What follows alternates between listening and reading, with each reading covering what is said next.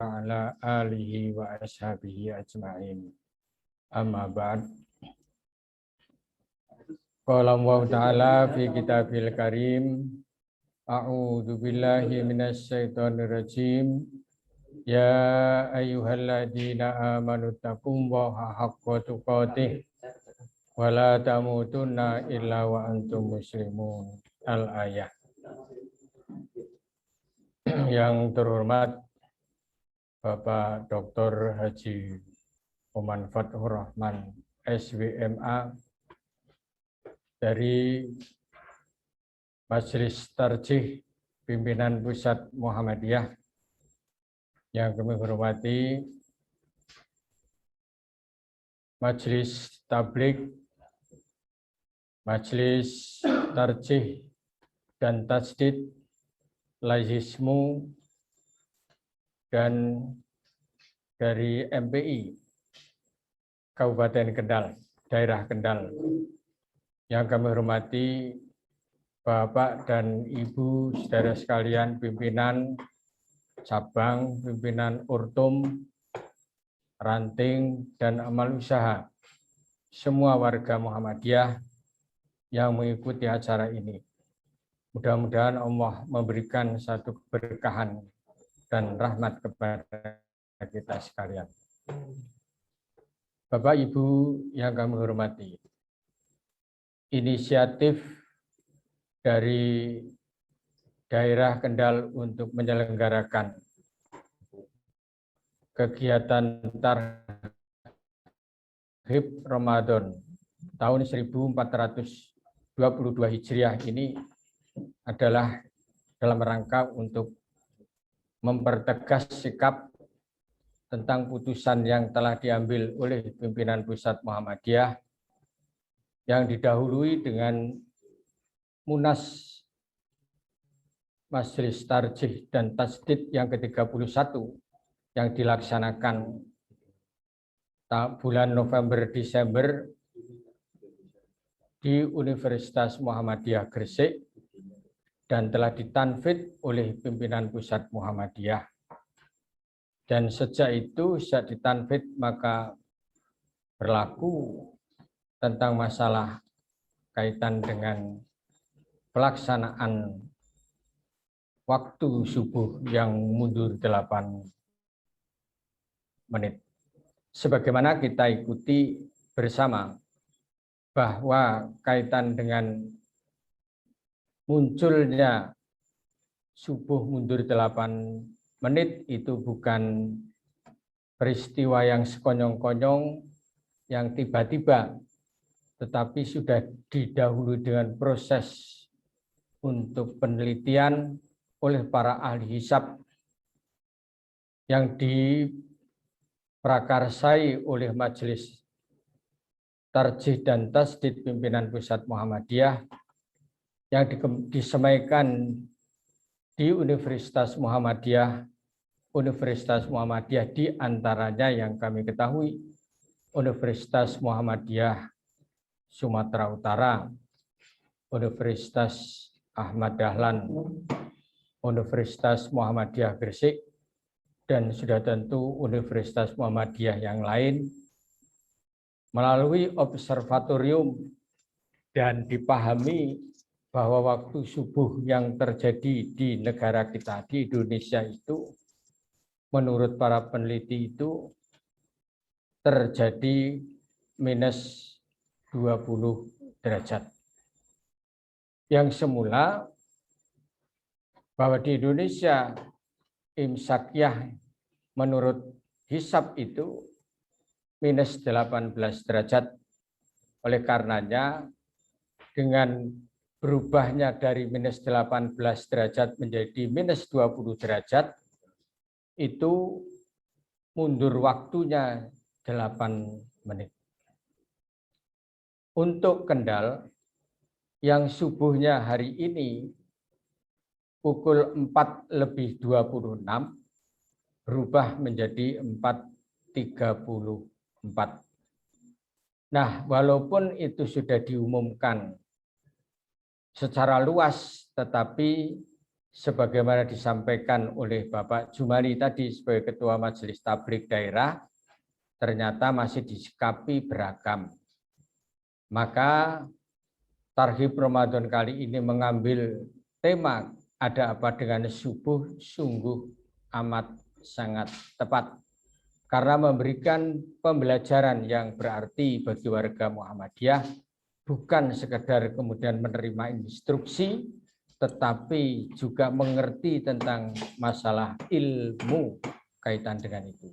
Oleh karenanya, secara khusus dihadirkan beliau ahli falak, ahli hisab, yaitu Bapak Dr. Haji Oman Fathur Rahman SW MA untuk mendalami persoalan ini, sehingga warga Muhammadiyah masjid untuk mundur 8 menit waktu subuhnya dan tentu saja waktu imsaknya itu akan dipahami dengan proses keilmuan.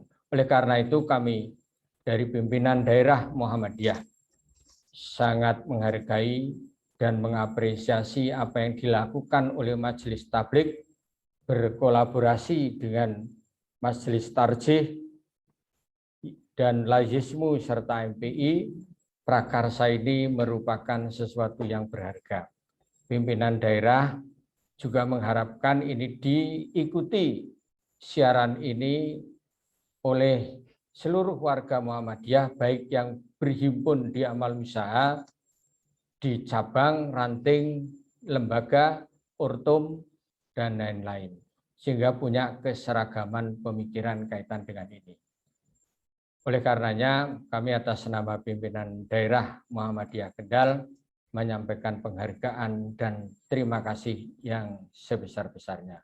Mudah-mudahan apa yang beliau kerjakan itu akan mendapatkan satu keridhaan dari Allah SWT, mengokohkan kedudukannya sebagai orang yang beriman dan bertakwa kepada Allah SWT.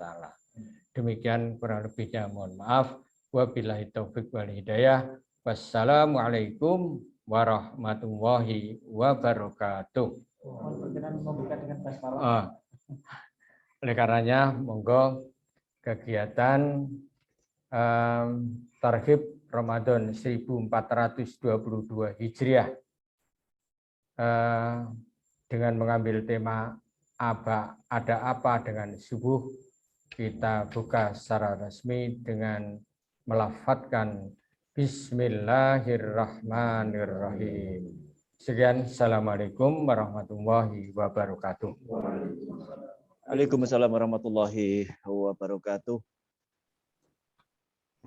Alhamdulillah, demikian tadi kita ikuti sambutan dari Ketua Pimpinan Daerah Muhammadiyah Kendal yang dalam hal ini disampaikan oleh Bapak Haji Abdullah Sahir MPD sebagai Wakil Ketua Pimpinan Daerah Muhammadiyah Kabupaten Kendal, sekaligus membuka secara resmi dengan membaca basmalah yang menandai dilaksanakannya webinar dengan tema ada apa dengan waktu subuh bisa dilaksanakan dengan resmi dan nanti akan dipandu langsung oleh Bapak Haji Khairul Anwar MSI. Beliau adalah Wakil Ketua Majelis Tabligh Pimpinan Daerah Muhammadiyah Kendal.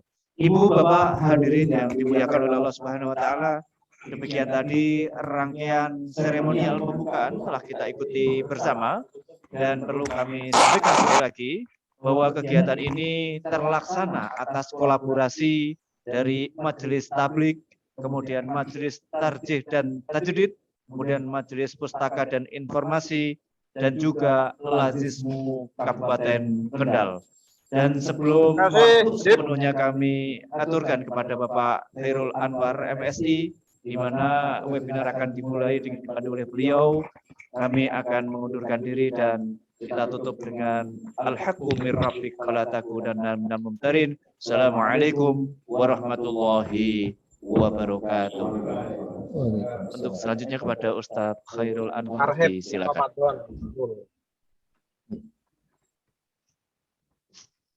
Assalamualaikum warahmatullahi wabarakatuh. Alhamdulillah, alhamdulillahilladzi جعل الشمس ضياء والقمر نورا وقدره منازل لتعلموا عدد السنين والحساب أشهد أن لا إله إلا الله وحده لا شريك له وأشهد أن محمدا عبده ورسوله لا نبي بعده رضيت بالله ربا وبالإسلام دينا وبمحمد نبيا ورسولا ربي زدني علما warzuqni fahma, amin. Yang kami hormati Ustaz Dr. Haji Oman Fatur Rahman SWMAG. Yang kami hormati Ustaz Abdullah Sahur MPD. Yang kami hormati Ustaz Jumali. Yang kami hormati para Ustaz dari Majelis Tablik yang hadir di kantor pimpinan daerah Muhammadiyah Kendal, kemudian dari Lazismu, dari Majelis Pustaka dan Informasi, serta dari MBS Muhammadiyah Weleri yang tadi ikut bersama kita. Alhamdulillah di malam hari ini kami diberikan kesempatan untuk memandu kajian Targhib Ramadan yang pada kesempatan malam hari ini akan disampaikan oleh beliau Ustaz kami Ustaz Oman Fatur Rahman dengan tema ada apa dengan waktu subuh. Sebelum kami sampaikan ke beliau, perlu kami sampaikan kurikulum vitae beliau. Kalau dari nama beliau Ustaz Oman Fatur Rahman ini bukan orang Jawa Tengah begitu. Beliau dari Ciamis, Jawa Barat. Kemudian S1, S2 dan S3 beliau tempuh di Universitas Islam Negeri Sunan Kalijaga. Beliau murid langsung dari ahli falak Muhammadiyah yaitu Ustadz Abdur Rahim, dan Ustadz Abdur Rahim adalah murid dari Ki Haji Wardan Diponingrat. Kami sapa Ustadz Oman Fatur Rahman. Sehat Ustadz? Alhamdulillah. Lama tak bersua Ustadz. Bersua dalam virtual. Yang kami hormati seluruh peserta kajian Targhib Ramadan dari Kendal lantai 1 dan Kendal lantai atas. Maksudnya Kendal lantai 1 yang daerah bawah, Kendal lantai atas yang daerah atas Ustaz. Ini Kendal cukup luas Ustaz. Jadi ada lantai 1, lantai 2 kayak Jogja. Yang pesisir utara, ada yang daerah selatan. Baik, Bapak Ibu yang kami hormati, sahabat-sahabat warga Muhammadiyah, kalau kita memandang tadi dari yang sudah disampaikan oleh Ustaz Jumali, ada satu masalah yang mungkin harus kita semua pahami dan kemudian kita amalkan dalam keseharian kita. Kita mulai dari musola terdekat kita mulai dari masjid terdekat kita. Ya, betul. Bagaimana kita bisa mengamalkan sebaik mungkin. Nanti Ustadz Oman Fatur Rahman kami beri waktu sampai jam 9 lebih 15 menit Ustadz. Ya. Jam 9 lebih 15 menit, kemudian kita buka satu termin saja, atau jam 9 Ustadz Oman. 30 menit cukup. Ya. Nanti baru kita di interaktif dengan jamaah di sisa pertemuan berikutnya di jam 9 sampai jam 9.20. Saya sampaikan ke Ustadz Oman, waktu kami persilahkan Ustadz. Monggo. Assalamualaikum warahmatullahi wabarakatuh. Waalaikumsalam warahmatullahi wabarakatuh. Alhamdulillahi rabbil alamin. Asyhadu an la ilaha illallah al-malikul haqqul mubin. Wa asyhadu anna Muhammadan abduhu wa rasuluhu shadiqul wa'dil amin. Allahumma sholli wa sallim wa barik ala Muhammadin wa ala alihi wa sahbihi ajma'in, amma ba'd.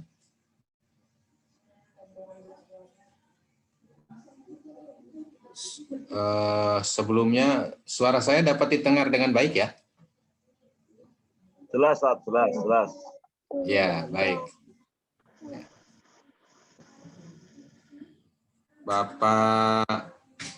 Bapak-bapak pimpinan daerah Muhammadiyah Kendal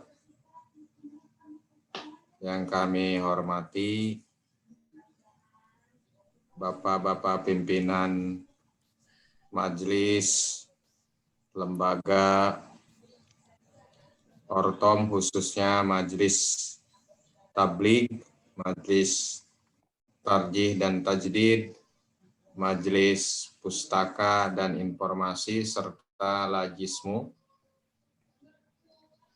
ibu-ibu pimpinan Aisyah,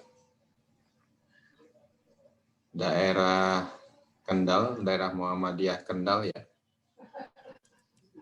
Pimpinan Aisyahnya jarang tersebut. Kemudian bapak-bapak pimpinan cabang di lingkungan pimpinan daerah Muhammadiyah Kendal, majelis, lembaga, dan ortom di tingkat cabang. Bapak-bapak yang pimpinan ranting di lingkungan pimpinan daerah Muhammadiyah Kendal yang semuanya saya hormati, lalu ibu bapak sekalian yang hadir virtual pada kesempatan ini yang kami muliakan.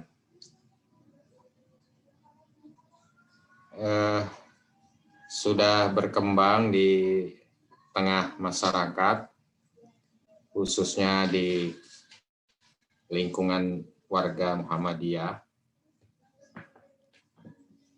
bahwa waktu subuh mundur 8 menit, seperti tadi berulang kali disebutkan atau disampaikan oleh bapak-bapak dalam sambutan atau dalam pembukaan. Nah, lalu pertanyaannya, mengapa harus mundur waktu subuh itu ya? Bukankah waktu subuh itu sudah sangat jelas, sudah sangat tegas nasnya, ketentuannya, yaitu pada saat terbit fajar, atau lebih tepatnya fajar shodiq. Nah, kenapa harus mundur? Nah, ini bisa jadi ada persepsi yang salah atau tidak tepat di kalangan masyarakat, termasuk di kalangan warga Muhammadiyah, kalau misalnya pernyataan kita tadi, yaitu mundur 8 menit itu tanpa penjelasan. Bisa jadi juga dikira mundur 8 menit itu mundur 8 menit dari terbit fajar. Nah, gitu. Nah, ini perlu penjelasan agar supaya nanti mendapatkan pemahaman yang benar, pemahaman yang tepat. Tadi sudah disampaikan bahwa ini adalah perubahan ini merupakan hasil dari Musyawarah Nasional Tarjih ke-31 yang berlangsung sejak tanggal 28 November sampai dengan tanggal 20 Desember tahun 2020 yang lalu. Selama lama memang, tapi itu karena tidak setiap hari, hanya diambil hari Sabtu dan hari Ahad secara telekonferensi ya atau daring. Ya, ini tanggal 28 dan 29 November. kemudian tanggal 5 dan 6 Desember, tanggal 12 dan 13 Desember, dan tanggal 19 serta tanggal 20 Desember. Jadi 4 putaran. 4 putaran itu masih satu putarannya 2 hari, tiap hari Sabtu dan Ahad. Itu pun ada bukan hanya membahas mengenai materinya, tetapi juga ada seminarnya. Bahan atau materi yang dibahas itu sebenarnya ada 7 dalam Munas 31 itu, yaitu tentang fikih zakat kontemporer, fikih defabel, fikih agraria, risalah akhlak Islam filosofis, terminasi hidup, yakni perawatan paliatif dan penyantunan kaum senior, dan keenam kriteria waktu subuh, yang ketujuh pengembangan himpunan putusan tarjih. Jadi ada 7 materi pembahasan. Sampai saat ini yang sudah ditanfid oleh pimpinan pusat Muhammadiyah, paling tidak yang saya tahu, baru yang kriteria waktu subuh. Ya memang panitia pelaksana ini setelah selesai Munas itu mendapat amanat yang tidak kurang beratnya, yaitu menyempurnakan, menyelaraskan hasil-hasil Munas itu. Ada yang dari segi bahasanya harus diselaraskan, ada dari sistematikanya yang harus dibenahi, ada juga yang harus dicari rujukan orisinal dari dalil-dalil atau dari argumen-argumen yang ada. Nah, jadi itu bukan pekerjaan ringan bagi panitia, sehingga panitia memerlukan waktu yang lama dan kerja keras bersama-sama.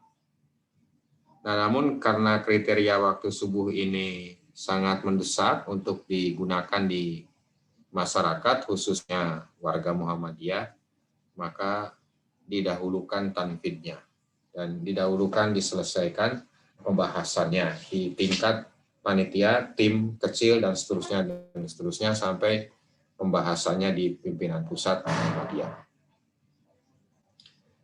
Nah, Bapak-bapak dan Ibu-ibu sekalian, sebenarnya kalau kita melihat tanfid itu nggak ada istilah mundur 8 menit.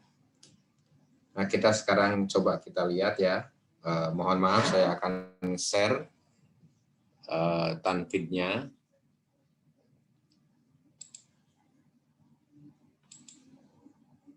Nah, Bapak-bapak dan Ibu sekalian sudah bisa lihat ya? Jelas. Ya. Nah, saya beri kriteria awal waktu subuh ya. Nah, ini ada 6 diktum, ada 6 putusan. Ini yang pertama. Seluruhnya 6. Ini yang pertama. Bunyinya, menanfidkan keputusan Musyawarah Nasional ke-31 Tarjih Muhammadiyah yang diselenggarakan melalui telekonferensi video pada tanggal 28 November 2020 sampai dengan 20 Desember 2020 tentang kriteria awal waktu subuh sebagai berikut.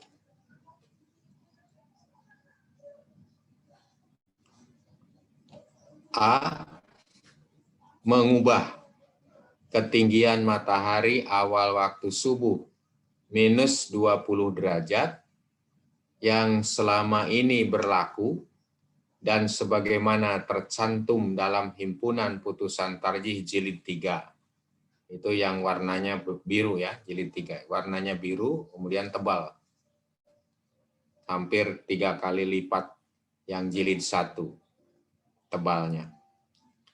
Jadi ini mengubah ketinggian matahari. Nah, ini sengaja saya merahkan untuk mendapat perhatian kita. Jadi yang berubah adalah ketinggian matahari. Waktu subuh. Mana yang diubah? Yang diubah itu ketinggian matahari minus 20 derajat. Itu diubah. Kemudian yang B, menetapkan ketinggian matahari awal waktu subuh yang baru, yaitu minus 18 derajat di ufuk bagian timur. Nah, jadi perubahannya adalah ketinggian matahari.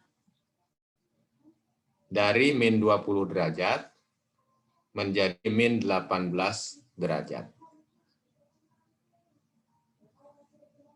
Jadi tentu saja perubahan tinggi matahari ini akan berakibat kepada perubahan jadwal. Nah, kalau kita menelusuri dari tinggi matahari ini,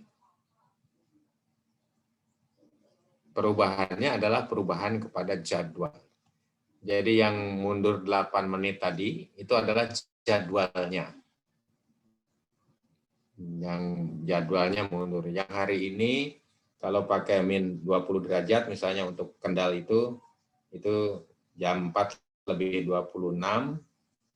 Nah, kalau nanti pakai yang min 18 ya mungkin jadi jam 4 lebih 32. Nah, jadi ini yang jadi pedoman pertama ini. Untuk butir kedua, ketiga sampai ke-6 itu berkaitan dengan sosialisasi dan lain sebagainya. Tapi yang terpenting ada dalam kesempatan ini yang perlu disampaikan ini. Jadi perubahan itu perubahan ketinggian mataharinya dulu. Dari min 20 derajat ke ketinggian min 18 derajat. Min 20 derajat ini adalah selama ini yang kita gunakan, termasuk Indonesia, Kementerian Agama, dan seluruhnya menggunakan min 12, min 20 derajat, minus 20 derajat.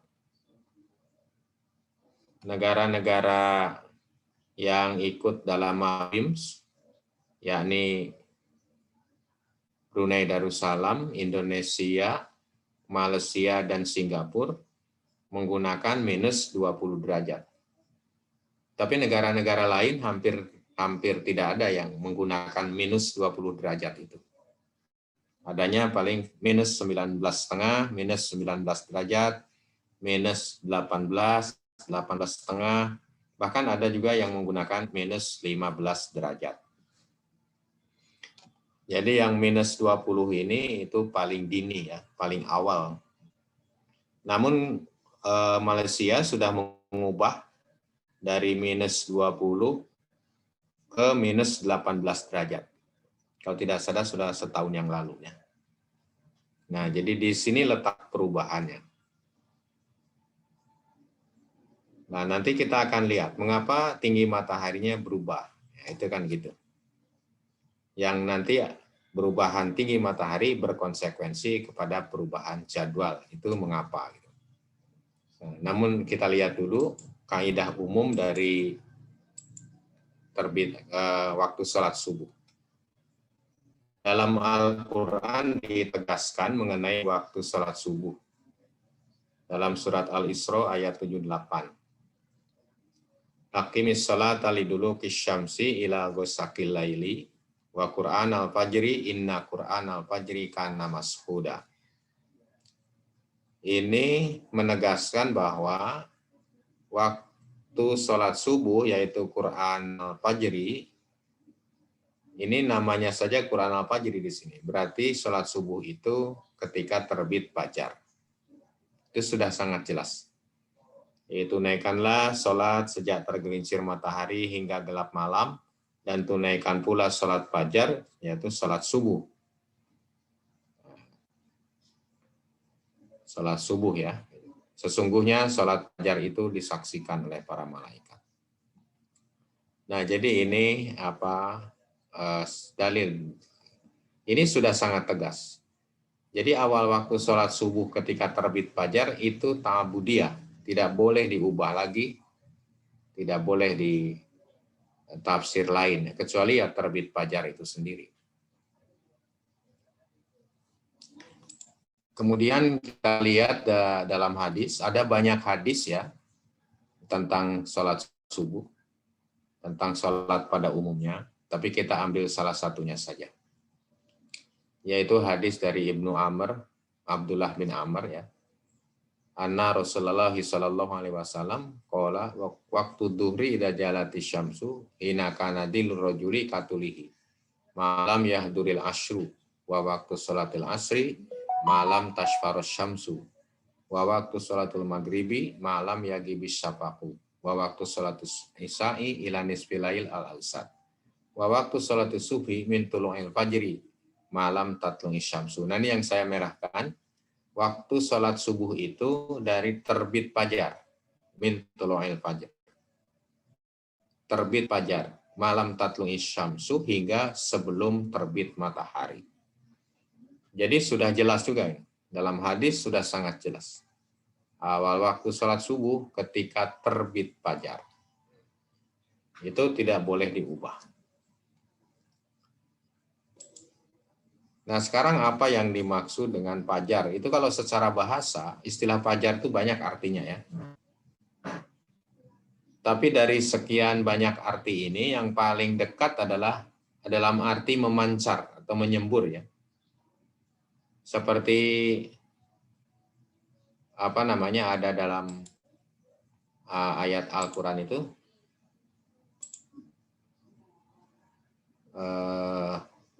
Wa idastasqa Musa liqaumihi faqul nadrib bi'asaqal hajar fang fajarat min husnata asyrata ainan. Al-Baqarah ayat 60 itu. Dan ingatlah ketika Nabi Musa meminta air minum untuk kaumnya.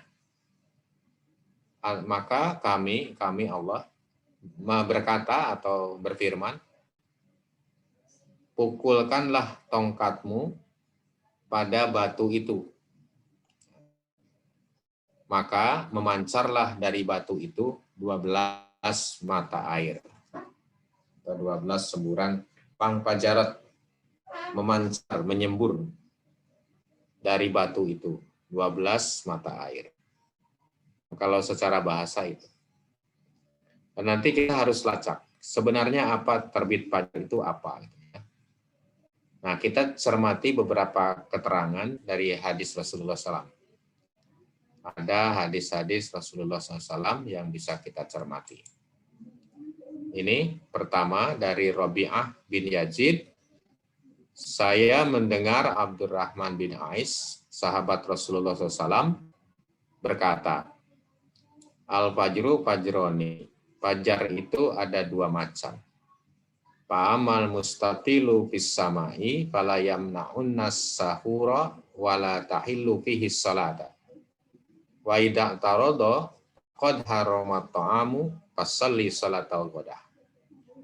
Fajar itu ada dua macam. Adapun yang memanjang ke langit, maksudnya memanjang berdiri, mungkin tegak, mungkin juga miring, maka tidak menghalangi makan sahur bagi orang yang mau berpuasa.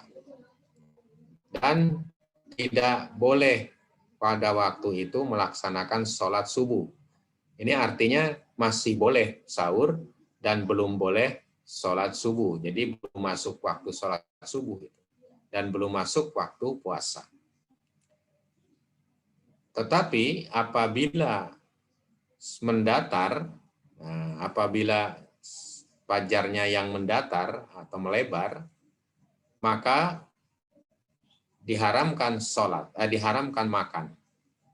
Jadi makan maksudnya makan sahur itu sudah haram, sudah tidak boleh lagi bagi orang yang mau puasa. Fasholli sholatal ghadah, maka sholatlah sholat subuh. Nah, jadi ini salah satu hadisnya. Jadi ada bentuk fajar al-mustatil fis sama. Kemudian ada yang bentuknya tarodo atau mustatir bil ufuk. Nah, hadis lainnya dari Jabir bin Abdullah, Rasulullah SAW bersabda, al-fajru fajroni, fajar itu ada dua macam. Fa'ammal fajrul ladhi yakunu kadana bisirhan, fala yuhillus salata, wala yuharrimu ta'ama. Wa amal ladzi yadhabu mustatilan fil ufuqi fa innahu yuhillus salata wa yuharrimu ta'ama. Fajar ada dua macam, yaitu fajar yang keadaannya seperti ekor serigala. Maka fajar itu tidak membolehkan sholat subuh. Jadi belum boleh sholat subuh ketika ada fajar yang seperti ekor serigala. Ya tadi yang mustatil fis sama itu. Dan pada waktu itu tidak diharamkan juga makan sahur bagi orang yang akan puasa. Namun adapun kalau fajar itu yang memanjang di ufuk, nah maksudnya di ufuk mendatar begitu, horizontal, tidak ke langit, tidak ke atas, maka fajar itu sudah membolehkan sholat, artinya sudah waktu sholat sudah masuk. Dan haram ketika itu makan atau minum ya dan seterusnya bagi mereka yang akan menunaikan puasa. Jadi keterangan dari dua hadis ini saya menjelaskan bahwa fajar yang dimaksud yang menjadi tanda masuknya waktu sholat subuh, menjadi tanda harus berhentinya makan dan minum karena mau ibadah puasa, itu adalah fajar yang mendatar di ufuk. Jadi horizontal, bukan yang menjulang ke atas. Nah, ini dalam hadis itu. Jadi kalau gitu ada dua macam fajar ya. Fajar yang menjulang ke langit, berdiri gitulah, baik tegak maupun miring. Ada juga fajar yang mendatar. Nah, yang menjadi tanda itu fajar yang mendatar. Dan itu tidak boleh berubah. Waktu sholat subuh dan awal puasa ya saat itu. Tidak bisa diubah lagi. Ini sudah ketentuan sangat jelas di dalam Al-Quran tadi dan di dalam hadis Nabi ini. Kemudian ini juga dari Samurah bin Jundab, hampir sama ini. Hanya di sini ditegaskan adalah ya gurrannakum min suhurikum atau min sahurikum boleh. Adanu bilalin wala bayadul ufukil mustatil hakada. Jangan terkecoh sahur-sahur kamu dengan adanya Bilal. Nah, dalam hadis ini gitu. Dan jangan terkecoh pula dengan adanya warna putih di ufuk yang berdiri. Nah, lalu hakada itu ditunjukkan oleh Hamad itu dengan tangannya, jadi ke atas. Hatta yastatira hakada. Sehingga sinar putih itu yastatir itu menyebar, mendatar. Jadi mendatar. Nah ini dijelaskan wahakahu Hamad biyadaihi. Kola yakni mu'taridon. Nah yakni melebar atau mendatar. Jadi fajar yang mendatar. Bukan yang berdiri tegak.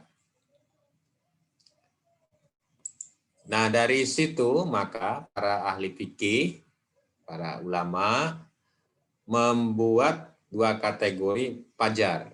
Nah, jadi fajar itu kan menurut fikih itu adalah sinar putih yang memancar di ufuk timur menyerupai semburan air. Ada dua, yaitu yang pertama disebut, yang pertama seperti ekor serigala. Nah ini keterangannya wasirhan ad-dibu ya. Nah, sirhan itu adalah dibu, jadi anjing hutan, serigala. Wala ta'alaku bihi hukmus shalah.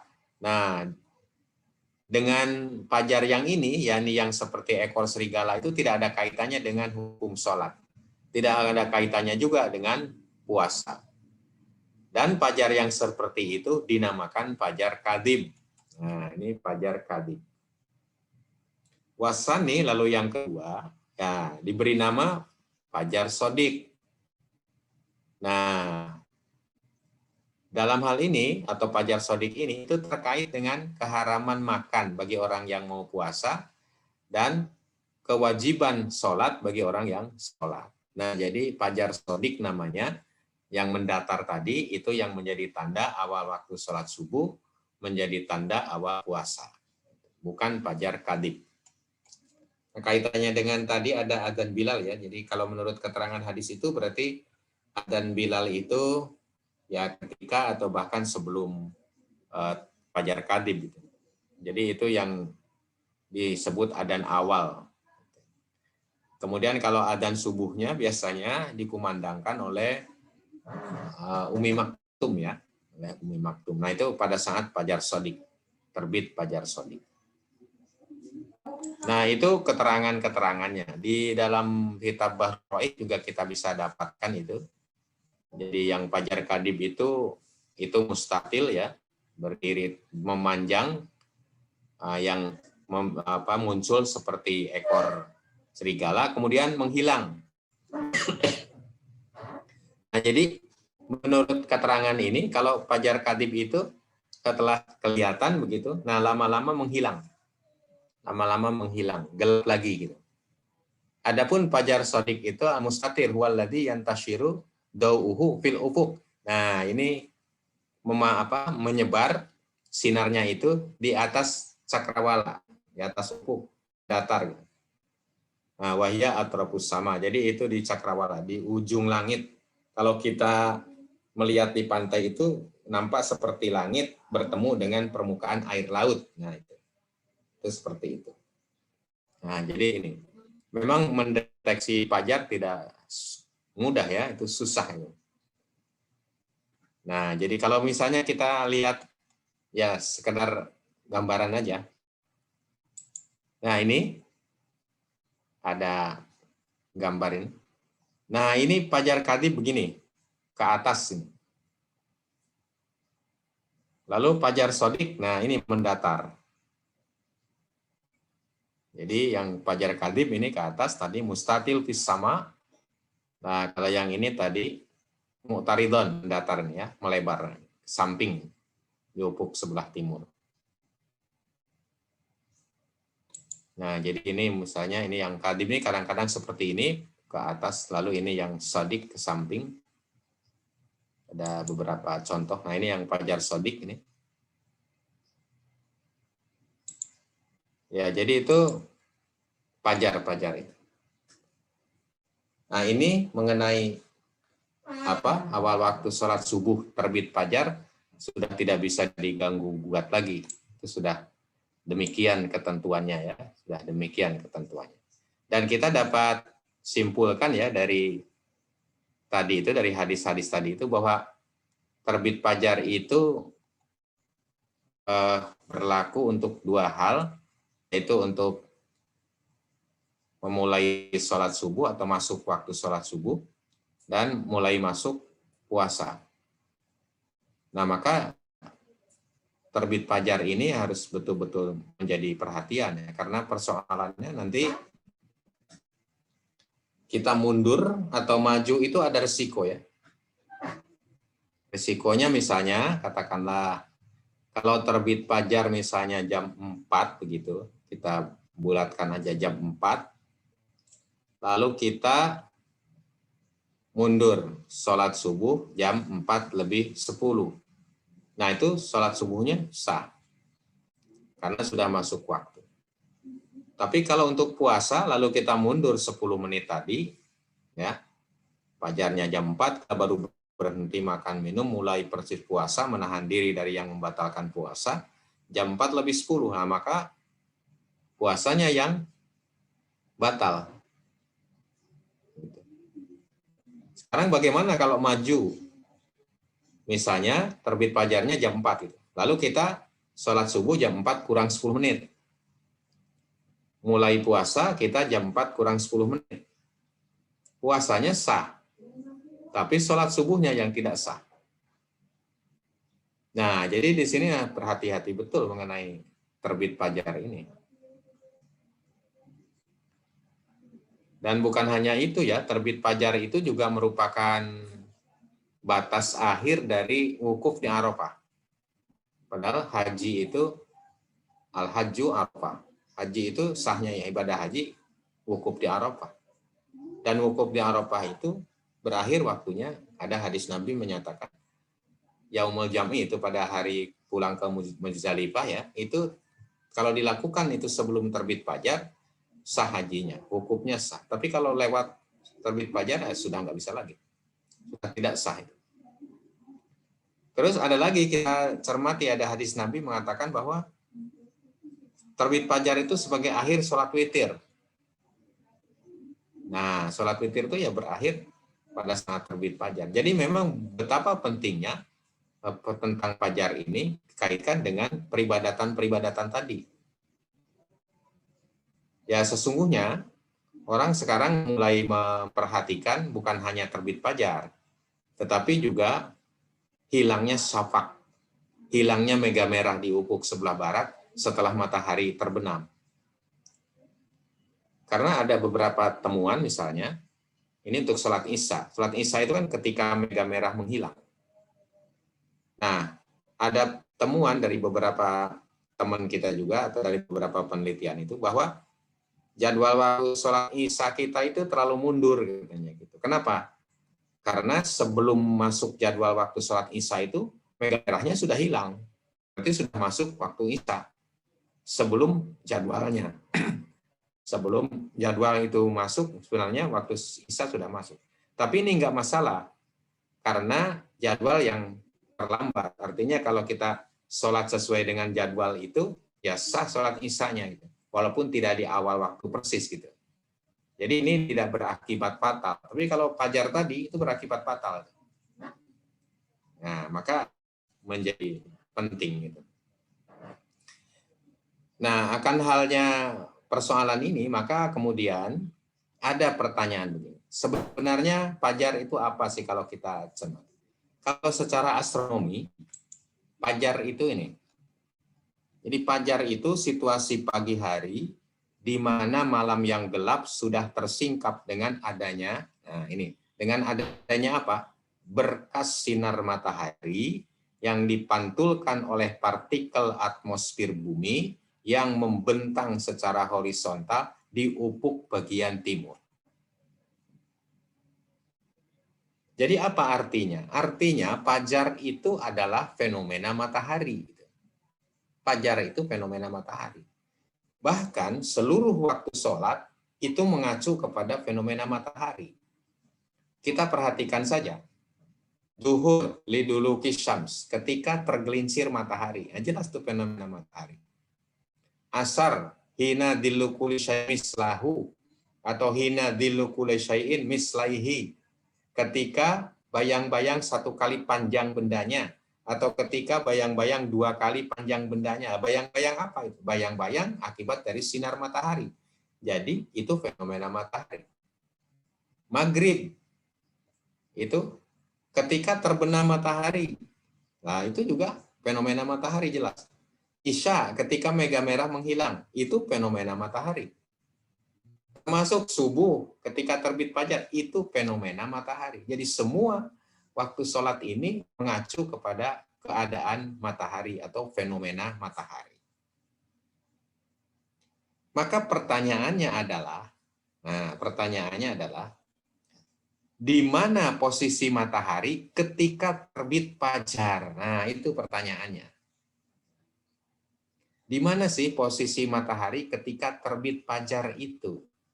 Karena yang kita lihat fajar itu sinarnya, itu bukan sinar langsung matahari ya kan ini, tetapi sinar matahari yang dipantulkan oleh partikel atmosfer bumi yang membentang secara horizontal di ufuk bagian timur. Jadi matahari menyinari partikel-partikel di atmosfer bumi, lalu partikel atmosfer bumi itu memantulkan sinar matahari yang diterimanya ke arah kita, ke permukaan bumi tempat kita berada. Nah, itu fajar. Nah, sekarang kita harus fajar itu. Fajar itu fenomena matahari yang seperti apa? Kita bisa menyimak dari ayat Al-Qur'an ya. Nah, ini. Nah, mulai dari sini aja kita. Wa kulu washrobu hatta yatabayyana lakumul khaitul abyadu minal khaitil aswadi minal fajri. Makan dan minumlah kamu sekalian hingga jelas bagimu benang putih dari benang hitam, yaitu fajar. Jadi simboliknya di sini adalah benang putih dari benang hitam. Kalau mau ditafsirkan itu, ini berarti perpindahan dari gelap ke terang, itu adalah fajar. Dari hitam ke putih artinya dari gelap ke terang. Itu adalah fajar. Maka orang kalau akan memburu fajar itu adalah memburu kapan dan kapan itu berubah dari gelap ke terang. Nah, kalau kita lihat ini, tadi gambar fajar ya. Ini sebenarnya sudah terbit fajar. Sudah beberapa waktu. Terbit fajarnya sendiri itu sebelum ini kan sudah terang gini. Padahal yang namanya fajar kalau melihat dari ayat tadi, perubahan dari gelap ke terang. Kalau ini sudah terang, artinya sudah berubah. Karena memang ini hasil pemotretan ya. Pada saat berubahnya betul-betul berubah, ya itu tidak bisa dideteksi dengan pemotretan langsung seperti ini. Nah, ini semua adalah sudah terbit fajarnya. Bukan saat terbit fajar nih. Ini sudah. Gambar-gambar ini hanya untuk memberi contoh aja ya, bahwa fajar itu seperti itu. Nah, jadi lalu orang mencari. Nah, sekarang dengan alat, seperti nanti akan disampaikan, alat yang digunakan itu ada namanya SQM singkatannya. Sky Quality Meters. Jadi dia itu seolah-olah mewakili mata kita. Jadi dia punya sensor, yang sensor itu bekerja berapa detik terus berjalan begitu. Apa yang dia deteksi? Yang dideteksi adalah perubahan dari gelap ke terang. Terus itu. Dan dia memotret perubahan itu, kalau tidak salah 3 detik sekali atau 5 detik sekali, itu mungkin ada settingannya ya. Nah itu. Nah itu lebih akurat tentu saja ketimbang kalau kita melihat langsung dengan mata kita tanpa alat itu ya, karena berbagai hal bisa mempengaruhi mata kita. Nah jadi itu. Nah jadi kembali ke tadi, kalau begitu ketika terbit fajarnya itu ketika berubah dari gelap ke terang, nah itu mataharinya berada di mana? Nah itulah lalu dilakukan penelitian itu. Nah, ini bukan belakangan ini ya, penelitian itu dilakukan, tetapi sudah sejak dulu. Kita bisa lihatlah di literatur klasik misalnya, pendapat para tokoh, para ulama, para ahli ilmu falak misalnya. Kita akan simak aja beberapa ya di sini. Nah, itu waktu salat subuh, waktu memulai puasa, itu saat terbit fajar sama. Nah, ini. Mohon maaf, ini mungkin yang saya kirim ke Mas Hairul ya. Belum ada yang ini nih, belum ada slide yang ini. Ini tadi saya tambahkan untuk menambah pemahaman kita. Jadi tinggi matahari sangat terbit fajar itu ada yang menetapkan min 18 derajat. Yang sejauh yang kita tangkap atau yang kita dapatkan literaturnya, itu adalah salah satunya Jabir Al-Battani.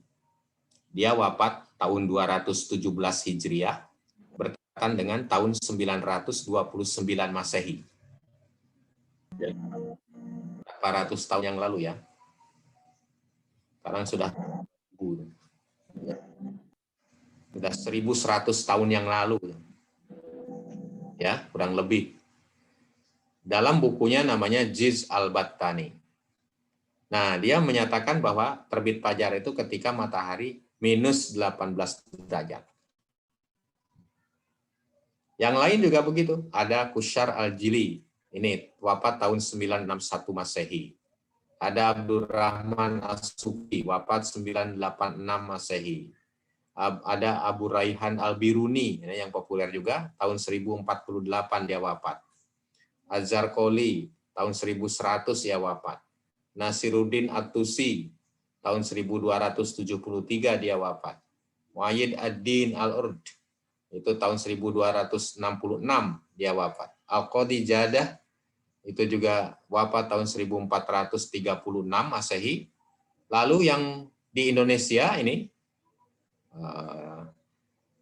Kiai Jubair Umar Al-Jailani, wafat tahun 1990 yang lalu.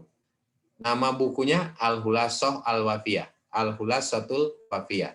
Fi hisabatil kawakibiyah, kalau tidak salah ya. Tapi Al-Hulasatul Wafiyah ini populernya. Ada bukunya. Nah, ini semua menyatakan bahwa terbit fajar atau awal waktu salat subuh itu menggunakan minus 18 derajat. Jadi kalau minus 18 derajat bukan baru-baru ini.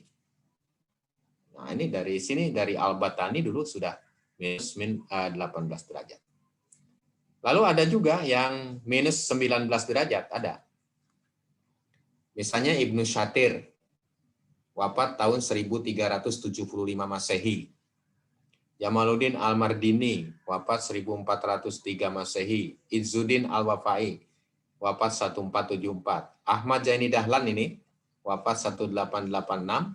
Muhammad Maksum bin Ali, itu bukunya Ad-Durusul Falakiyah, wafat tahun 1933.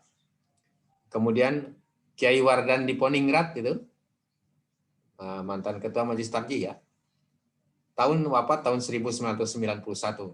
Bukunya Kitab Ilmu Falak dan Hisab. Nah, ini mohon maaf, ini di POTM itu maunya ilmu falak itu bisa mengajarkan kitab-kitab buku-buku klasik juga seperti ini. Tapi karena SKS-nya sedikit, ya tidak nyampe. Apalagi biasanya tolabahnya itu latar belakangnya jarang yang eksak. Nah, sehingga agak susah juga itu. Walaupun eksak itu pun tidak sulit amat ya, kalau dipelajari ya bisa juga gitu. Hanya memang perlu waktu. Ada waktu yang lama, perlu sabar, perlu teliti. Nah, itu bedanya dengan yang lain. Nah, tapi kita dapat ini, ada buku-buku ini. Ini menyebutkan 19. Nanti bisa dicek di buku-buku ini. Ada juga yang 20, minus 20 derajat ada. Dan seperti saya pertama kali bertugas untuk menghitung di PP Muhammadiyah itu, sampai yang lalu itu kan menggunakan minus 20 derajat. Dari mana sumbernya? Sumbernya itu pertama saya tahu itu dari bukunya Sa'aduddin Jambek. Nah, itu pakai min 20 derajat. Lalu min 20 derajat ini juga diikuti oleh Ustadz guru saya yang langsung, Ustadz Abdurrahim Almarhum. Itu menggunakan juga min 20 derajat. Nah, jadi memang kalau kita lihat literatur ini pada kebanyakannya itu minus 18 derajat, minus 19 derajat. Tidak minus 20 derajat. Nah, gitu. Malah sedikit yang minus 20 derajat. Sekarang di negara-negara lain, Turki sekarang 18 derajat, bahkan dari dulu. Amerika Utara itu malah lebih lagi, minus 15 derajat. Mesir minus 19,5 derajat atau 18,5 Mesir. Hanya biasanya di Timur Tengah itu kalau subuh itu dari adzan ke qomat itu lama waktunya, sampai 25 menit. Kalau kita mungkin 10 sampai 15 menit ya. Jedanya dari adzan masuk waktu sholat subuh sampai qomat. Nah, jadi temuan-temuan dulu ini seperti itu. Bahwa terbit fajar itu ketika posisi matahari di situ. Di 18, ada juga yang di 19. Nah, kemudian bagaimana hasil penelitian kita? Nah, sebelum sampai ke hasil penelitian, saya cerita dulu. Ini mohon maaf sudah lebih dari jam 9, nggak apa-apa ya? Nanggung soalnya. Nggak apa-apa Ustaz, biar tuntas Ustaz. Ya. Mohon maaf ini. Karena memang itu harus disampaikan juga biar nanti tidak tidak lebih meyakinkan dan lebih bisa menjelaskan kepada yang lain kalau ada yang menanyakan. Ya, Kita cerita ya, di Indonesia dulu kan pernah heboh itu mengenai sholat subuh terlalu malam, kan? Terlalu dini. Nah, gitu. Nah, terutama ketika ada mau balik Syekh Mamduh Al-Bukhairi itu dari mana itu lupa saya dulu. Kira-kira itu tahun 2009. Tahun 2009 atau 2008 belum. Kemudian pendampingnya ketika berdakwah terutama di seputar Jawa Timur itu itu Dr. Agus Hasan Basori. Agus Hasan Basori itulah yang kemudian menyusun buku koreksi waktu subuh gitu ya. Tahun 2009 dulu itu apa kejadiannya. Ini ceritanya, Syekh itu kalau di perjalanan tuh kalau mau mendengar adzan subuh, lalu keluar dari mobil, dari kendaraan itu mau sholat subuh. Tapi menurut beliau ini belum terbit fajar gitu. Belum terbit itu fajarnya gitu. Selalu begitu. Nah, lalu dilakukan penelitian itu oleh tim Kiblati itu. Melakukan penelitian dan menyimpulkannya Ustadz Agus Hasan Basori itu minus 15 derajat terbit fajarnya. Menyimpulkan begitu. Bahkan saya pernah mengikuti ceramahnya itu dari Syekh Mamduh itu di Masjid Jogokaryan. Saya kebetulan diundang secara khusus untuk mengikuti itu. Nah, saya ikut itu. Itu menjelaskan tentang terbit fajar itu. Nah, kemudian hasil penelitian dan temuan-temuannya itu diterbitkan juga di dalam majalah Kiblati. Yang saya sempat baca itu majalah Kiblati edisi 11 tahun keempat bulan Agustus 2009. Kemudian majalah Kiblati edisi 5 tahun kelima bulan Februari 2010. Nah, itu bicara soal terbit fajar itu. Dan bicara intinya bahwa sholat subuh di tempat-tempat yang dilakukan penelitian itu sebelum terbit fajar. Dan waktu sholat subuhnya yang dipakai yaitu yang menggunakan minus 20 derajat itu.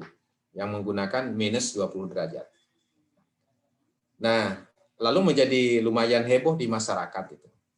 Nah, kebetulan pada tanggal 1 sampai dengan 4 April 2010 itu kan Munas Tarjih ke-27 yang diselenggarakan di Malang.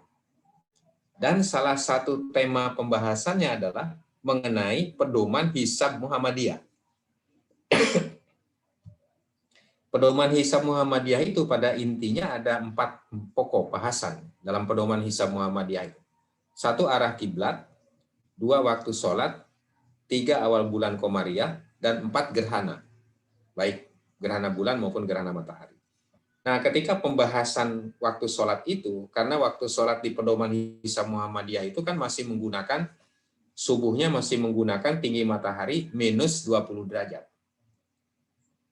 Nah, lalu dalam Munas itu lahirlah rekomendasi. Nah, itu rekomendasi. Apa isi rekomendasinya? Yaitu rekomendasi agar melakukan kajian, penelitian, dan observasi fajar. Yakni fajar untuk menentukan awal waktu sholat subuh itu.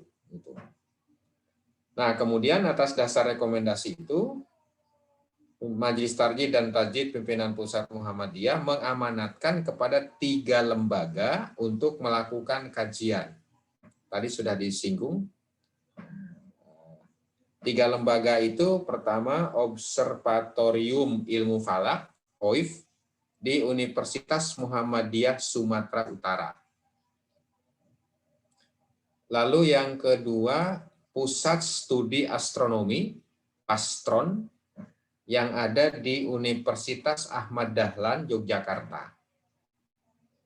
Dan yang ketiga, Islamic Science Research Network, ISRN, yang berada di Universitas Muhammadiyah Profesor Dr. Hamka, Jakarta. UHAMKA, Jakarta. Yang tokohnya Profesor Tono Saksono. Adapun yang di Jogja, Pastron, itu Dr. Yudiakto. Dan yang di Sumatera Utara, itu Dr. Arwin Tarbutar. Nah, mereka kemudian melakukan penelitian, observasi. Nah, saya ingin urai sedikit itu. OIP, yakni Universitas Muhammadiyah Sumatera Utara, menggunakan alat Sky Quality Meters, SQM, alat yang dipakai untuk menguantifikasi perubahan tingkat kecerahan langit. Jadi yang diamati itu dengan alat itu adalah tingkat kecerahan langit, gelap dan terangnya. Perubahan gelap ke terang itu kemudian yang menjadi sasaran fajar. Nah, pengambilan datanya dilakukan di Kota Medan, kemudian Pantai Romantis di Kabupaten Deli Serdang, dan Barus di Kabupaten Tapanuli Tengah. Nah, di tempat observatorium OIB sendiri itu kurang bagus lokasinya, kata Dr. Arwin itu. Cahayanya di situ kurang bagus. Yang lebih bagus malah di lokasi Pantai Romantis dan Barus itu. Nah, penelitian dilakukan sejak tahun 2017 sampai dengan 2020 dengan SQM diarahkan ke 0 derajat, ke 30 derajat, 45 derajat, dan 90 derajat atau ke jenit. Kemudian hasilnya diolah dengan menggunakan metode moving average. Ya, itu model statistik. Nah, di UMSU ini atau di OIB ini menyimpulkan bahwa polusi cahaya berpengaruh terhadap ketinggian matahari sebagai penentu awal waktu subuh itu. Nah, kemudian dari penelitiannya itu, yang banyak data itu, kemudian setelah diolah, diambil rata-ratanya itu rata-ratanya terendah di situ adalah minus 16,48 derajat. Minus 16,48 derajat. Jadi tidak sampai ke 18 derajat pun. Yang 16,48 derajat. Lalu yang di UAD, Pastron, itu juga sama menggunakan SQM, Sky Quality Meters tadi. Pengambilan datanya dilakukan di Kabupaten Bantul, di Kota Yogyakarta, di Kulon Progo, dan di Gunung Kidul. Ini menyimpulkan yang sama bahwa polusi udara atau polusi cahaya itu mempengaruhi ya. Penelitiannya dilakukan sejak tahun 2016 sampai dengan 2020. Kemudian analisisnya sama menggunakan moving average itu. Lalu kesimpulannya tinggi matahari yang terendah yang berhasil diukur itu rata-rata minus 15,75 derajat. Jadi kira-kira kalau dibulatkan ya minus 16 derajat. Ya. Nah, kemudian yang ISRN, Pak Tono di UHAMKA melakukan penelitian sejak 2017 sampai 2020, bukan hanya di dalam negeri, tapi juga termasuk di luar negeri. Yang di dalam negeri dilakukan di Depok, Bogor, Bekasi, Tangerang, Jakarta, Cirebon, Gunung Kidul, Yogyakarta ya, Labuan Bajo, Bitung, Balikpapan, Manokwari, dan beberapa tempat lagi. Sedangkan yang di luar negeri di Inggris, Amerika Serikat, Malaysia, Mesir, Turki, dan Saudi Arabia. Diperoleh data ya lebih dari 750 hari. Jadi 2 tahun lebih itu ya kalau dijadikan tahun.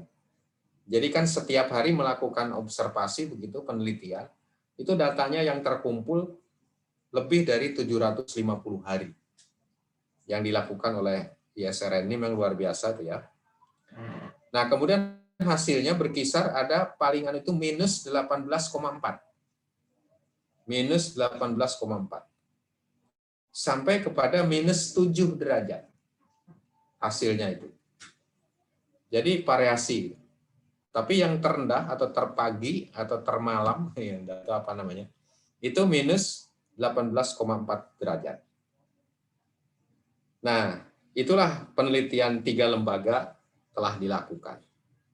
Lalu kita juga mendapatkan data waktu Munas itu dari para ahli dari Institut Teknologi Bandung, ITB, antara lain dari Dr. Dani Herdi Wijaya, dan dari Dr. Mahasena Putra.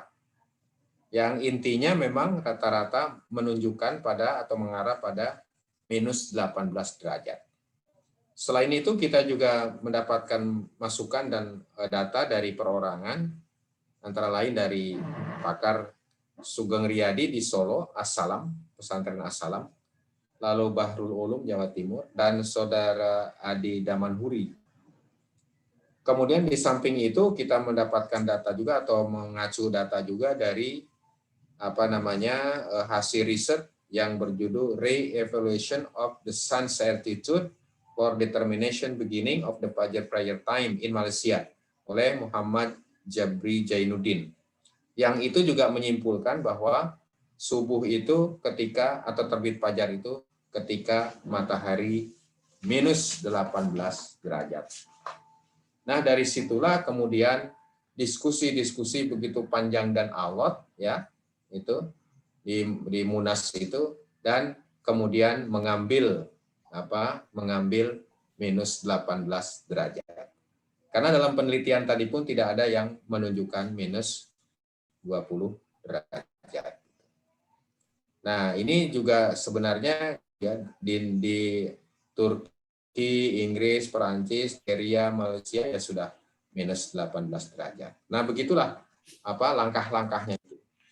Nah, nanti setelah ini ditemukan 18 derajat, minus 18 derajat, lalu dihitunglah demikian rupa, kemudian nanti melahirkan jadwal. Jadi jadwal itu lahir dari posisi matahari tadi. Kalau posisi mataharinya beda, nanti jadwalnya akan beda. Gitu. Di posisi mataharinya beda, jadwalnya akan beda. Nah, sekarang kita misalnya begini. Kenapa tadi ada kata-kata mundur 8 menit, padahal di Munas tadi nggak ada istilah atau nggak ada kata-kata itu pun nggak muncul ya. Karena yang dibahas bukan soal jadwalnya, yang dibahas adalah posisi mataharinya. Kemudian juga di Tanfid memang tidak ada ya, tidak ada. Itu tadi sudah jelas bahwa itu yang dijadikan yang disebut adalah tinggi matahari. Nah, sekarang mungkin bisa dilihat di gambar ini. Ya, sekedar ilustrasi sederhana aja. Nah, ketika waktu subuh menggunakan min 20 derajat, minus 20 derajat. Misalnya mataharinya di sini. Ini subuh yang lama. Kemudian berikutnya berubah menjadi minus 18 derajat. Berarti mataharinya agak naik sini ya gitu. Terus berikutnya dia naik sampai ke sini. Minus 1 derajat ini terbit matahari. Naik lagi ketika berada di 5 derajat, maka itu waktunya sholat duha gitu ya. Nah, sekarang begini. Matahari itu bergerak dari sini terus muter ke sini, dari timur terus ke barat ini. Kalau dia bergerak 1 derajat, itu memerlukan waktu 4 menit rata-rata. Ya. Jadi kalau dia bergerak 1 derajat, memerlukan waktu 4 menit. Lalu ini bergerak dari 20 ke 8, dari minus 20 ke minus 18, itu kan bergeraknya 2 menit. Berarti karena 1 derajatnya itu 4 menit, maka kalau 2 derajat berarti 8 menit. Nah, maka lalu kita mengatakan mundur 8 menit. Padahal sesungguhnya ya bukan tiba-tiba mundur 8 menit itu, tapi bermula dari sini, berubah dari minus 20 derajat ke minus 18 derajat. Adalah mundur sebanyak 8 menit, tapi itu rata-rata aja. Nah, gitu. Jadi nanti kalau menjelaskan itu, dijelaskannya jangan lupa ini mengenai perubahan posisi mataharinya, supaya tidak salah persepsi. Jadi dengan kata lain, temuan dulu katakanlah, ini soal temuan ini kan ijtihadiyah namanya ya. Hasil ijtihad dulu itu terbit fajar ditengarai ketika matahari berada pada minus 20 derajat. Tapi hasil kajian sekarang umpamanya itu ternyata terbit fajar ketika matahari minus 18 derajat. Dampak dari situ, dampaknya adalah berpengaruh terhadap jadwal. Nah gitu, itu jalan pikirannya begitu.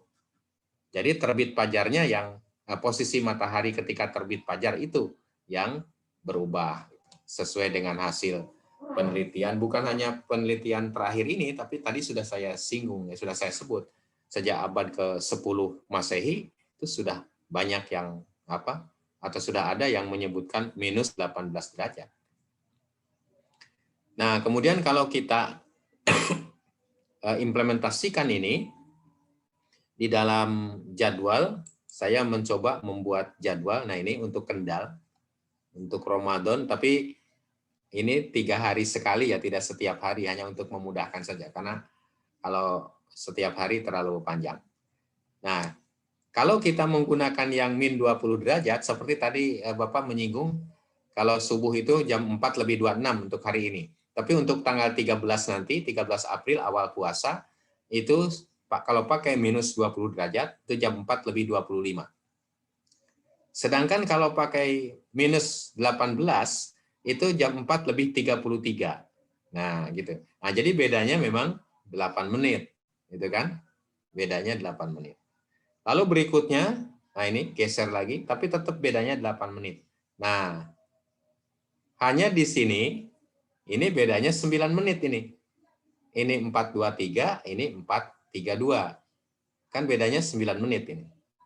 Terus beri lagi jadi 8 menit, 8 menit, 8 menit. Nah, di sini jadi 9 menit lagi. Di sini 9 menit. Adapun terbit mataharinya tetap. Nah, jadi apa yang ingin saya sampaikan bahwa memang rata-rata perubahan 8 menit. Tapi bisa jadi juga ada yang lebih dari 8 menit, hanya maksimum ya 9 menit. Atau ada juga yang kurang. Nanti kita bisa temukan yang kurang, misalnya hanya 7 menit bedanya. Jadi yang banyak itu memang 8 menit nanti bedanya, paling sedikit bedanya 7 menit, paling banyak bedanya 9 menit. Tapi yang banyak mesti nanti itu yang 8 menit itu, gitu ya.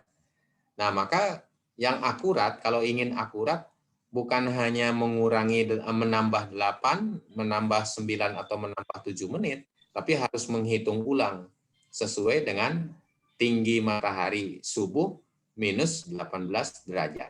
Nah, ini hasil hitung ulang. Bukan hanya menambah 8 menit. Jadi ini hasil hitung ulangnya seperti ini. Nah, itu barangkali yang saya sampaikan. Ini waktunya jadi sudah melar ke malam, dan mudah-mudahan Bapak-Bapak, Ibu-Ibu tidak terganggu ini. Terima kasih Mas Khairul, monggo. Assalamualaikum warahmatullahi wabarakatuh.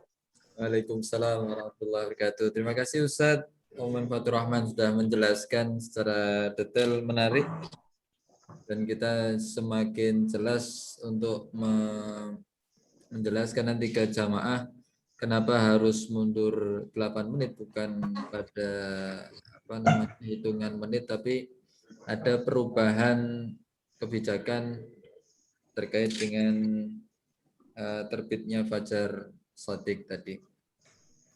Baik, Bapak Ibu yang dimuliakan Allah, masih ada waktu sedikit, mungkin ada yang mau bertanya, kami persilahkan.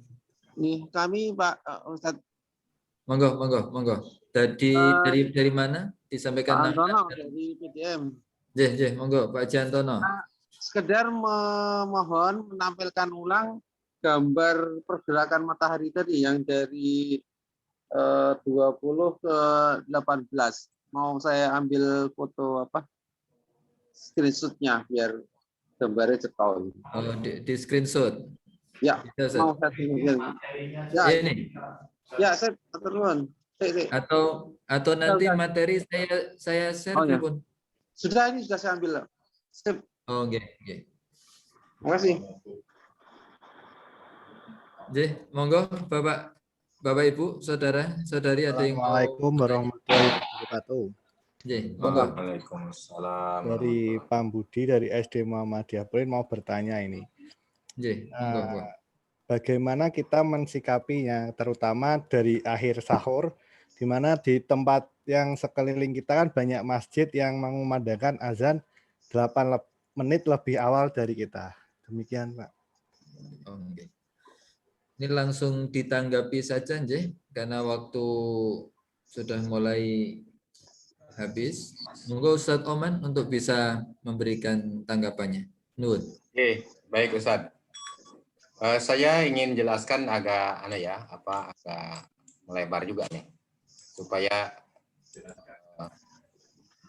tidak keliru juga kita. Nah. Mana jadwal tadi malah hilang ya. Nah ini. Nah, di bawah Ustaz. Nah, Bapak Ibu sekalian, ini jadwal ya subuh.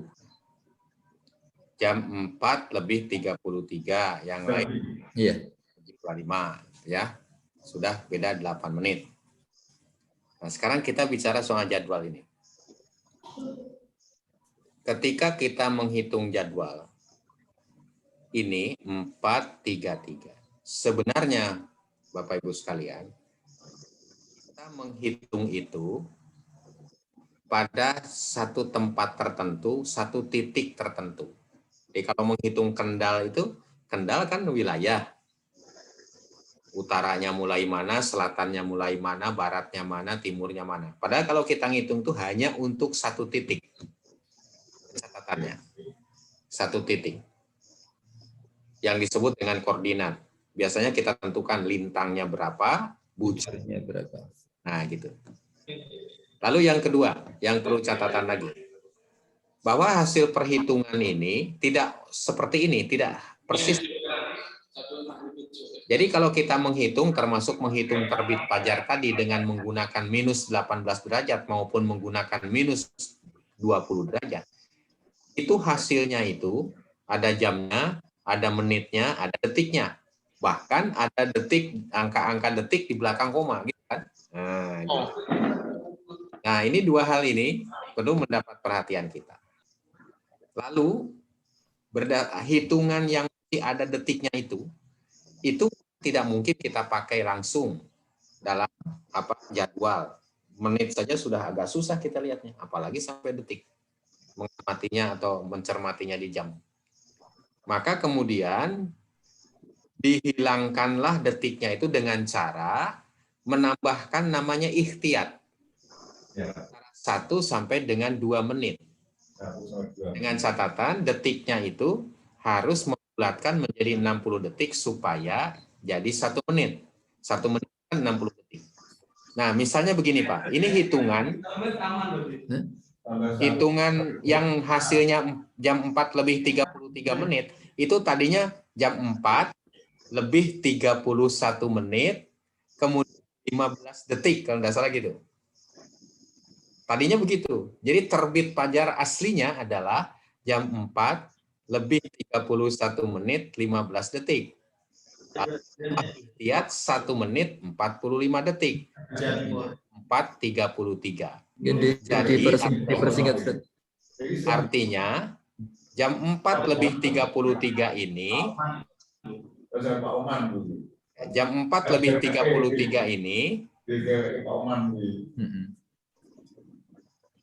masih terdengar ya? Nah, jam 4:33 ini itu sebenarnya sudah terbit fajar. Terbit fajarnya tadi. Gitu. Nah, maka begini maksud saya. Kalau nanti kita baru mulai pada saat adzan subuh di sini, baru mulai puasa, nah itu sudah lewat fajarnya. Jadi kan ada yang, kan gini, jalan pikirannya ada yang begini. Puasa terbit fajar, subuh terbit fajar. Berarti kita mulai puasa sama dengan ketika awal waktu sholat subuh. Kalau begitu berarti jadwal waktu sholat subuh sama dengan jadwal waktu mulai puasa gitu. Nah, ini benar itu jalan pikirannya. Tapi karena tidak paham bagaimana penyusunan jadwal, pembuatan jadwal, perhitungan jadwal, nah itu akhirnya keliru. Oleh karena itu maka kita berikan ikhtiyar, imsak atau tanbih. Terserah mau kontroversi mengenai istilah imsak, yang penting itu kita ini adalah maksudnya untuk berhati-hati. Sehingga dari waktu subuh ini itu harus agak mundur kita mulai puasa itu. Harus agak mundur. Jadi jangan karena dalam hadis Nabi itu mengakhirkan sahur lalu pas di pucuk di ujung ini ya itu nanti bisa terlewat itu. Tadi. Jadi kalau tadi sudah saya jelaskan atau sudah saya sampaikan di awal itu, dalam istilah warkop itu maju kena, mundur kena itu. Jadi tidak boleh maju, tidak boleh mundur. Nah, gitu ya. Nah, itu satu. Jadi dengan demikian itu dalam praktek begitu. Lalu yang kedua, kita menghitung tadi satu titik. Padahal kita kan ingin berlakukan satu Kendal. Iya. Bukan hanya satu titik yang ada di Kendal gitu kan. Paling tidak satu kabupaten Kendal gitu. Nah, maka ditambah ikhtiar tadi itu dalam rangka juga untuk menjangkau daerah sekitar. Kalau kita menambahkan 1 menit, itu akan menjangkau 27,5 km ke barat. Nah, sehingga dengan begitu bisa menjangkau wilayah. Nah, maka disitulah penggunaan jadwal kita harus paham juga gitu ya. Mudah-mudahan ini sesuatu hal yang bisa mencerahkan Bapak Ibu sekalian dalam mensikapi jadwal. Lalu bagaimana kita di lapangan? Nah, ceritanya begini. Ini semua selain tadi terbit fajar sebagai awal waktu sholat subuh dan sebagai awal puasa, itu yang ta'abudiyah. Ini semua temuan ini sampai penyusunan jadwal semuanya ijtihadiyah. Artinya apa? Ijtihadiyah itu memang probabilitasnya bisa jatuh ke benar, bisa jatuh ke salah. Tapi kan walaupun salah, asal sungguh-sungguh beristihad itu sudah dapat pahala. Catatan kita adalah bahwa Muhammadiyah berubah begini ini itu adalah dalam rangka mencari kebenaran. Mencari kebenaran dengan ijtihad yang dilakukan semaksimal mungkin. Bukan mencari pembenaran. Jadi mencari kebenaran. Oleh karena itu dalam implementasinya di lapangan tidak perlu kita menimbulkan hal-hal yang kemudian menimbulkan gesekan dengan yang lain. Karena semuanya hasil ijtihad itu. Ijtihad. Yang diperlukan oleh kita ya berikan saja penjelasannya kepada mereka misalnya sesuai dengan yang kita ketahui ini tentang perubahan itu gitu. Apakah kemudian yang lain masih tetap mau mempedomani hasil ijtihadnya yang dulu? Nah itu ya urusan mereka yang mengikuti ijtihad itu. Lalu bagaimana? Kan dulu kita menggunakan hasil ijtihad yang minus 20 derajat itu gimana? Ya kaidahnya kan al-ijtihadu la yang kudu bil ijtihad. Ijtihad yang dulu tidak bisa dibatalkan oleh ijtihad sekarang. Kalau dulu seperti itu, kita taunya seperti itu, ya sudah itu. Sholat kita ya insya Allah sah gitu. Tapi sekarang sudah tahu begitu, masih juga menggunakan yang dulu, nah ini jadi baru persoalan. Nah kan gitu. Baru persoalan, kita sudah tahu bahwa hasil ijtihad belakangan ini yang lebih akurat hasil penelitian begini. Kita masih pakai yang dulu. Nah itu baru pertanyaan. Tapi kalau sudah lewat dulu ya sudah. Itu insya Allah sah saja pengetahuan kita pada saat itu, sampai saat itu adalah itu. Nah oleh karenanya betul-betul pasti kemungkinan di masyarakat itu akan terjadi. Bisa terjadi gesekan, tapi kita harus berhati-hati jangan sampai mau digesek-gesekan gitu ya. Nah, tapi kita ini hasil ijtihad kami seperti ini. Maka nanti ya dibijaksanai lah gitu ya, dibijaksanai gitu. Jadi artinya jangan terlalu demonstratif gitu ya. Walaupun selama ini yang pakai minus 20 derajat juga kalau sholat subuhnya ya tetap sudah masuk. Dari adzan sampai sholat itu biasanya sampai 10 menit. Apalagi kalau ada puji-pujian dulu itu sebelum sholatnya, sebelum qomat itu lebih lama lagi kan. Itu kira-kira yang perlu diperhatikan oleh kita nanti di lapangan. Tapi yang jelas begini, ada satu kendala ini atau satu hal. Biasanya jam di masjid-masjid itu pakai jam digital. Jam digital itu sudah disetting awal-awal waktu sholatnya. Biasanya takmir tidak bisa mengubah settingan itu. Yang bisa mengubah adalah ikannya atau penjualnya. Nah itu. Karena penjual itu tidak menjual dengan teknologinya, dia hanya menjual barangnya. Gitu. Ketika ada perubahan yang kaitannya dengan teknologinya, settingan jadwal sholat harus kembali ke penjualnya atau ke pabrikannya. Nah pabrikan tidak bisa mengubah kalau belum ada jadwal yang baru. Paling tidak jadwal 1 tahun. Nah maka harus ada jadwal 1 tahun yang memuat paling tidak walaupun karya yang lain tidak berubah, khususnya waktu subuh kita harus buat supaya si pabrikan bisa ini ngubah kemana gitu, harus ada jadwal dulu itu. Nah nanti Mas Hairul harus bikin jadwal dari 1 April sampai dengan 31 Maret tahun 2022 gitu ya untuk Tegal. Nah supaya nanti jamnya bisa disetting oleh si penjual jam itu gitu. Nah, untuk waktu sholat lainnya tidak berubah. Karena kedudukan mataharinya atau posisi mataharinya juga tidak berubah. Hanya subuh saja berubah. Lalu dengan imsak gimana? Ya imsak berubah karena imsak itu hanya mengikuti subuh, yaitu subuh dikurangi 10 menit. Nah, jadi yang dihitung cukup subuh aja, nanti yang imsak tinggal dikurangi aja 10 menit. Nah, begitu. Itu mudah-mudahan bisa menjawab dan mencakup apa yang ditanyakan tadi. Terima kasih. Syukron Ustaz, artinya kita harus mantap ketika kita sudah memulai pemahaman terkait dengan waktu fajar. Kemudian sesuai ada yang ngechat ini Ustaz tanya di persyarikatan apakah sudah ada instruksi penerapan waktu subuh yang baru atau belum? Monggo Ustaz, bisa ditanggapi. Ya, instruksinya itu cukup dengan tanfid itu. Ya. Tanfid itu sudah menunjukkan harus diberlakukannya yang baru itu. Tanfidnya itu saya punya tertanggal 20 Maret ya, 7 Sya'ban yang Iya. 7 Sya'ban bertepatan dengan 20 Maret. Jadi sejak itu harus diberlakukan. Oke. Hanya secara teknis itu tadi untuk mengubah terutama jadwal di digital harus ada jadwal dulu. Harus ini ada proses. Anak ini sudah dipesan, diminta untuk membuat jadwal baru, dimintanya itu setiap kabupaten. Ini sudah disampaikan kepada saya, ada berapa ratus kabupaten gitu. Nanti menghitungnya gimana? Ini harus dibantu oleh Mas Hairul. Ya, tapi khusus untuk subuh nanti. Ya begitu ya. Terima kasih Bapak Ibu sekalian. Terima kasih Ustaz Oman Fathurrahman.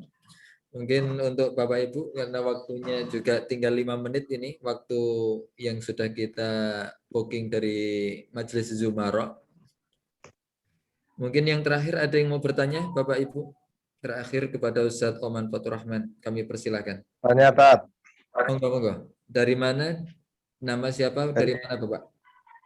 Lukman, Sairjo, Kalibungu. Oke, monggo Mas Lukman. Ini waktu sholat secara umum ya, tidak khusus subuh. Yang subuh tadi sudah dijelaskan.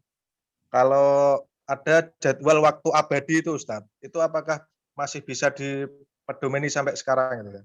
Seiring dengan berubahnya iklim global dan sebagainya, apakah berpengaruh pada jadwal waktu sholat abadi? Terima kasih. Nah ini Ustaz Oman ini yang menghitung. Jadwal waktu sholat abadi itu meskipun dikatakan abadi tapi harus terus dicek. Kalau kita tidak tahu bagaimana cara menyusun jadwal waktu sholat abadi. Ada teorinya juga itu. Kalau hanya mengambil mana, kalau misalnya kan 4 tahun itu bisa berbeda-beda tuh jadwal itu selama 4 tahun. Nah untuk dijadikan jadwal sholat abadi itu mana yang diambil? Nah, di antara jadwal-jadwal yang berbeda itu. Nah, tentu harus dicek lagi itu jadwal abadi itu. Biasanya begitu di masjid-masjid pakai jadwal sholat abadi. Di perusahaan tadi jam digital juga begitu. Maka saya tanya kalau mau beli itu, ini Mas jadwalnya yang dipakai jadwal dari mana? Gitu. Nah, kalau kita mungkin beli nggak tanya itu ya. Ya itu tetap harus dicek nanti. Toh tidak terlalu sulit, sekarang sudah banyak software yang bisa digunakan untuk menghitung waktu sholat itu. Hanya nanti setelah keluar dari software itu, kita harus menyesuaikannya. Terus bagaimana mengolahnya itu. Ya begitu itu. Oke, terima kasih. Terima kasih Ustaz Oman. Mas Lukman sudah jelas nggih? Mas Lukman ya? Ya, jelas Pak. Ya alhamdulillah. Artinya sebelum kita tutup mungkin dari Ustaz Oman ada closing statement Ustaz untuk kita semua Ustaz yang di daerah saja bahwa apa yang terjadi atau yang baru ini berkaitan dengan perubahan tinggi matahari dari min 20 derajat ke min 18 derajat itu adalah hasil usaha maksimal, ijtihad kolektif dari Muhammadiyah untuk kemudian dalam rangka mencari kebenaran, untuk sungguh-sungguh kita bisa melaksanakan ibadah itu tepat pada waktunya sesuai dengan yang tuntunan dan ditunjukkan oleh Allah dan Rasul-Nya dalam Al-Quran maupun As-Sunnah. Nah, kemudian di lapangan nanti kita memang harus bijak mensikapi perbedaan yang ada itu. Jangan sampai nanti karena perubahan lalu menjadi pertengkaran di masyarakat atau menjadi hubungan silaturahim yang jadi tidak harmonis, itu sangat tidak diharapkan. Catat bahwa ini semua adalah sebagai bentuk hasil ijtihad yang tentu saja boleh berbeda antara hasil ijtihad yang satu dengan hasil ijtihad yang lain. Itu demikian, Mas. Terima kasih Ustadz, closing statement-nya. Artinya untuk perubahan tinggi matahari kita sikapi dengan bijaksana. Jangan kemudian satu dengan yang lainnya untuk kita saling mencari pembenaran atau mencari siapa yang salah, siapa yang benar. Akan tapi ini usaha maksimal dari para ulama kita untuk menentukan waktu subuh yang sudah menjadi PR di 10 tahun yang lalu. Atau bahkan tadi yang disampaikan Ustaz Oman bahwa sudah 1400 tahun yang lalu itu sudah ada ulama yang mengkritisi terkait dengan waktu subuh minus 8 derajat. Jadi bagi kita, terutama Majelis Tabligh nanti memiliki tugas untuk menyampaikan, bukan untuk mencari perdebatan. Artinya kita sami'na wa ata'na, bukan seperti statement yang disampaikan oleh Ustadz Sutiono. Seringkali kita menyanyikan Mas sami'na wa ata'na, tapi justru kita seringkali sami'na wa analisa, kata beliau. Kita sami'na mendengar, tapi kita justru menganalisa. Seolah-olah apa yang sudah ditanfidkan oleh Majelis Tarjih dan Tajdid PP Muhammadiyah itu menjadi suatu yang hampa. Mari kita isi, kita mulai sosialisasikan di masjid dan musola, di ranting, cabang, dan daerah pada umumnya. Kita bersama-sama untuk mensosialisasikan waktu subuh secara bijak. Maka tema ada apa dengan waktu subuh sudah terjawab oleh Ustadz Oman Fatur Rahman, dan kita mendapatkan pencerahan yang luar biasa di malam hari ini. Demikian kami ucapkan terima kasih Ustadz Oman Fatur Rahman. Insya Allah nanti bertemu kembali di lain kesempatan untuk memberikan pencerahan kepada kita semua. Demikian Bapak Ibu, kami undur diri. Selamat beristirahat dengan penuh mimpi indah. Semoga bertemu dengan hari yang lebih indah atas izin dan ridha Allah Subhanahu wa taala. Kita tutup dengan doa kafaratul majlis. Subhanakallahumma wa bihamdika asyhadu an la ilaha illa anta astaghfiruka wa atubu ilaik. Kami dari moderator dan seluruh panitia, jika ada kurang dan lebihnya mohon maaf yang sebesar-besarnya. Undur diri. Billahi taufiq wal hidayah. Billahi fi sabilillah fastabiqul khairat. Assalamualaikum warahmatullahi wabarakatuh. Waalaikumsalam. Oke, Bapak, saya pamit duluan ya. Mudah-mudahan sehat semua. Amin, amin, amin ya rabbal alamin. Assalamualaikum warahmatullahi wabarakatuh. Waalaikumsalam warahmatullahi wabarakatuh. Pas kayak gunus Pak. Saya rongkrong kan kontraknya lewat. Sing turu. Ana sing turu kan. Api kamu juga. Bisa dikontrak lah. Bayar. Bayar lah. Bayar kalau Mas Sakti. Bismillah ya saat. Pak Ihsan sekali muncul Pak Ihsan. Syukran Ustaz Ihsan. Bismillah ya. Live. Ya, Sun, makasih. Assalamualaikum. Waalaikumsalam warahmatullahi wabarakatuh Ustaz Ihsan. Sugeng dalu para bapak, para ibu. Nanti ketemu lagi di Nuzul Quran insyaallah.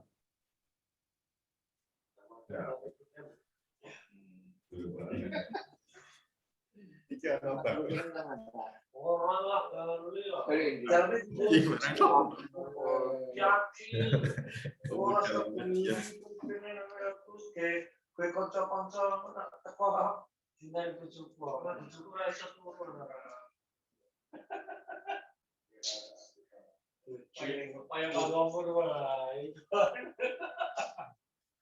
Aku tuh tenang-tenang weh.